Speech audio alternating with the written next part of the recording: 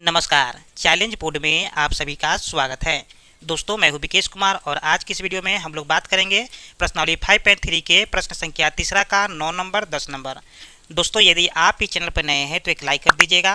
Channel को subscribe करने के साथ साथ बेल आइकन को प्रेस जरूर करिएगा ताकि आने वाला प्रत्येक वीडियो का नोटिफिकेशन सबसे पहले आप तक पहुँचे। तो आइए अब हम शुरू करते हैं। प्रश्नावली 5.3 के प्रश्न संख्या तीसरा का 9 नंबर और 10 नंबर है। दोस्तों, इस क्वेश्चन में कहा जा रहा है एक एपी में, ठीक है, मतलब हमें यहाँ पर कोई श्रेणी का कुछ मान दिया है, ठीक है। वो श्रेणी हमें पता नहीं है लेकिन कोई श्रेणी का ही मान हमें दिया गया है। यहाँ पर मान दिया गया है a बराबर 3, n बराबर 8 और s बराबर 192 और कहा जा रहा है कि d का मान ज्ञात कीजिए, ठीक है। तो ध्यान दीजिएगा कि इस प्रकार के क्वेश्चन यानी कि प्रश्नावली 5.3 के तीसरा का जितना क्वेश्चन है इन सारे क्वेश्चन का सॉल्यूशन मैंने पिछले वीडियो में कर दिया है और इस प्रकार के क्वेश्चन एग्जाम में पूछे भी जाता है। इसीलिए आप इस वीडियो के लास्ट तक बने रहिएगा और प्रश्नावली 5.1 से लेके 5.3 तक का लिंक मैंने डिस्क्रिप्शन में दे रखा है, वहाँ से आप जाकर के पूरे वीडियो को देख सकते हैं। तो आइए अब हम शुरू करते हैं। एक्सरसाइज 5.3 है, ठीक है, और प्रश्न संख्या यानी कि क्वेश्चन नंबर तीसरा का 9 नंबर है, ठीक है, क्योंकि 8 नंबर मैंने पिछले वीडियो में ही सोल्व कर दिया था। तो यहाँ पर हम 9 नंबर सोल्व करेंगे और सबसे पहले क्या करेंगे, जो चीज़ दिया गया है क्वेश्चन में उसको हम लिख लेंगे, ठीक है। जैसे कि यहाँ पर लिखेंगे दिया गया है, दिया गया है। देखिए क्या दिया गया है, तो यहाँ दिया गया है a बराबर 3, n बराबर 8 और s बराबर दिया गया है 192। हमें क्या पता करना है, d का मान, ठीक है। बहुत ही सिंपल क्वेश्चन है, यहाँ पर हमें सिर्फ d ही निकालना है तो आसानी से निकल जाएगा, ठीक है। बहुत ही छोटा क्वेश्चन है। सबसे पहले हम क्या करेंगे कि आपको पिछले वीडियो में बताया था कि अगर एस एन या फिर ए एन दिया हो तो इन्हीं दोनों से हम आगे बढ़ेंगे।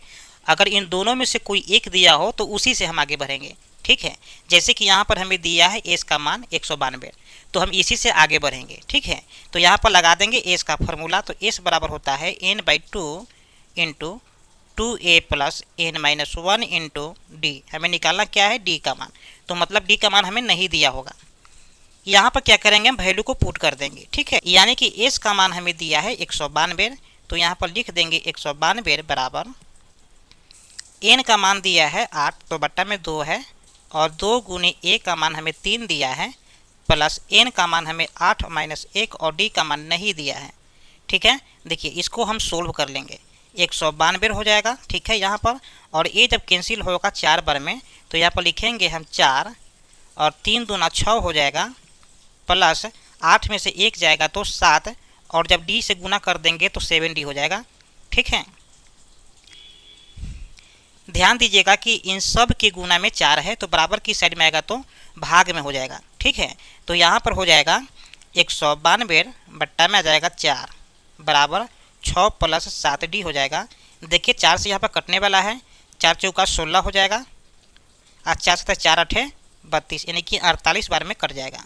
तो फाइनली यहाँ पर आ जाएगा मेरे पास में 6 प्लस 7d बराबर 48। अब देखिए यहाँ से हमें निकालना है d का मान, तो हम 6 को पहले इस साइड में भेज देंगे तो यह प्लस में है तो क्या हो जाएगा, माइनस में है।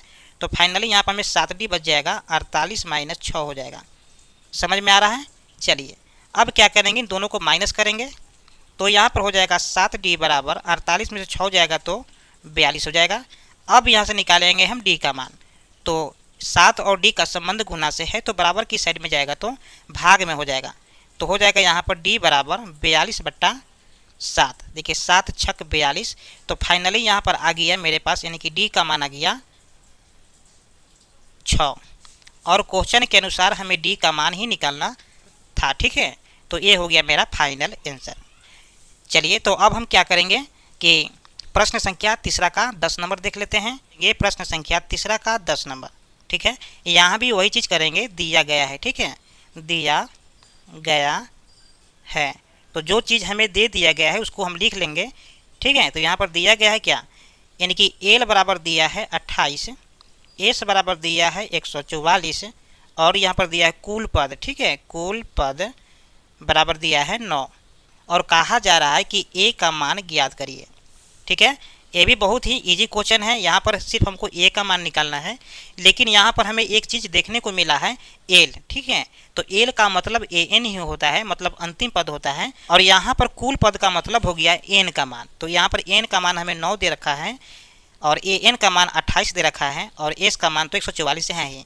तो हम क्या करेंगे, एस के मान से ही आगे बढ़ेंगे, यानी कि यहाँ पर लिखेंगे एस बराबर n/2 into A plus A N. ये छोटा फार्मूला है। हम आपको बताए थे कि यहाँ पर 4 मान में से अगर कोई 3 मान दिया हो तो इस फार्मूला का इस्तेमाल हम कर सकते हैं। यहाँ पर एस का मान हमें दिया है 144 बराबर एन का मान हमारे पास में है 9 और बट्टा में हो जाएगा 2। देखिए यहाँ पर ए का मान नहीं दिया है, चूँकि हमें ए का मान निकालना है तो इसको इसलिए ऐसे ही लिख देंगे। और ए एन का मान हमें दिया है 28, ठीक है, यानी कि एल का मान, तो यहाँ पर हो जाएगा 28। हमने वैल्यू को रख दिया है। अब यहाँ से हम क्या करेंगे, सोल्व करेंगे। ठीक है, ध्यान दीजिएगा कि यहाँ पर हम क्रॉस गुना कर देंगे, यानी कि 144 में 2 से गुना कर देंगे तो यहाँ पर आ जाएगा 288। देखिए 4 दूनी 8, फिर 4 दूनी 8 और 1 में गुना करेंगे 2 से तो 2 आ जाएगा।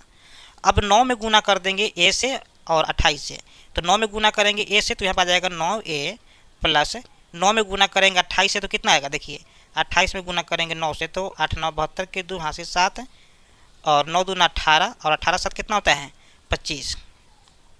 तो यहाँ पर आ गया है 252। तो फाइनली यहाँ पर हम 252 लिख सकते हैं।